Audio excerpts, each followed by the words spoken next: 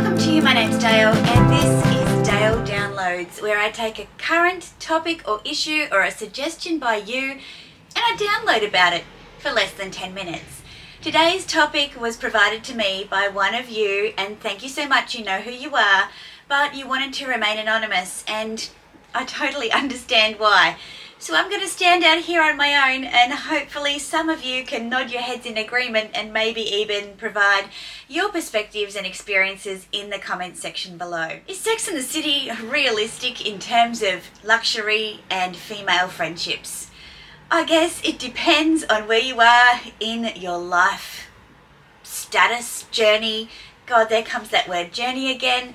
But I can tell you from my 42 and a half years on the planet, it's certainly created some of the best friendships that I have in terms of it's been the conduit or the point of connection, shared interest, but it's also separated some really long-term friendships as well. And so I just want to share a couple of my own personal experiences and why I think that luxury was involved in those. So I'm going to start with the positive, I'm going to fill the middle with some negatives, and then we're going to go away with some strategies and things to reflect on as we move forward.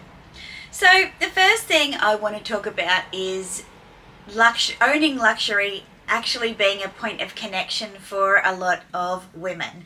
Now this question particularly related to female friendship, so that's where I'm aiming. But if you love luxury and you want friends, then I'm sure that this might relate to you as well. So I guess this YouTube channel is a really obvious example of me finding great new people to become friends with as a result of our shared love of luxury.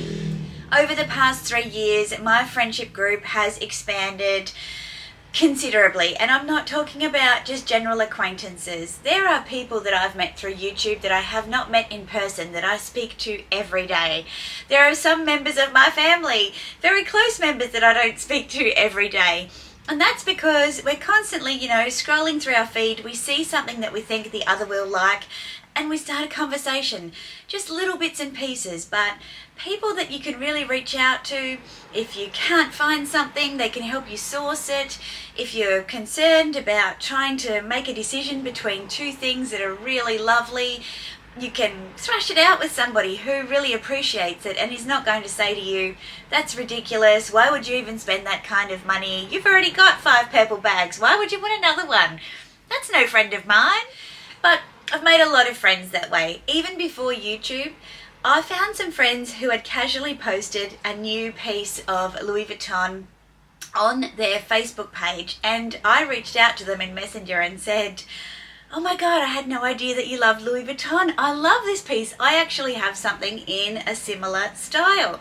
And we started to share with each other on Messenger our little luxury purchases because it didn't kind of feel safe to share them in the big wide world. And she deleted her posts off Facebook because she was getting some pushback, I guess, from family and friends saying, oh, it must be nice for some people are doing well. And I thought, if people that love you, who are your Facebook friends, are saying that to you, then how safe is it really to talk about luxury?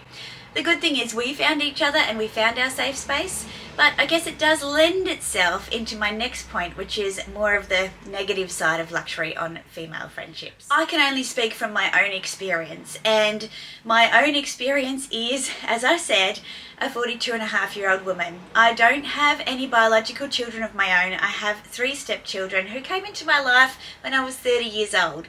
So for the bulk of my life, I've been a pretty independent adult woman.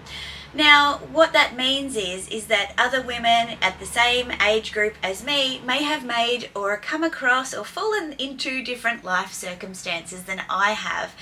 And so as I've gone along on my merry way, there's been, I guess, an evolution of me from someone who always loved fashion to someone who now really indulges in more high-end and luxury fashion. And that's, I feel, created a sense of separation between people I've known for a very long time in my life, because they are not at a point in their life where they have the discretionary income or want to prioritize that discretionary income on things like luxury. And so whilst they're toiling away, putting their kids through school, or perhaps focusing on paying down a mortgage or whatever else their priorities might be, we might be socially engaging. And yes, I've done some of those big things in my life, and yes, I'm not bringing up children, and yes, I'm also enjoying this kind of luxury addiction that I have. And it can be a bit of a inconvenient, I guess, reminder on, for some people, how far they've got to go until they have the freedom to spend their discretionary income in that way. And there's a bit of a tension or a rub, I find, when you're around people who are spending their time and money in a different way to you. We tend to, just like I've found friends through luxury, we tend to kind of connect to people who have similar circumstances to us. And I guess that's been one of the really tough things I've had to accept the more that I've kind of grown and blossomed and bloomed and evolved into who I am today. I have also had potentially to leave behind people who have been friends for a long time who don't want to celebrate my success in that way. And I want to make it clear, when I talk about success, I'm not saying owning luxury handbags is successful. I'm saying that me becoming a confident version of myself who knows what I want, and I'm in a position to be able to go and get that. For some people, they want you to stay just where they know you, in a nice comfortable spot where perhaps you're a little bit smaller than you were before. Now, sometimes you can share a love of luxury in your friendships, but it creates a little bit of rivalry, friendly competition that sometimes goes on to, let's call it more fierce competition. When there are limited pieces, it comes down to who you know, how quickly you jump, and what you share with each other. Connor Meredith and I call it gatekeeping, when we don't necessarily think to share with each other what we might be looking at, have paid a deposit or a pre-order on, or will be unboxing this weekend. And that's in a friendly kind of banterish way.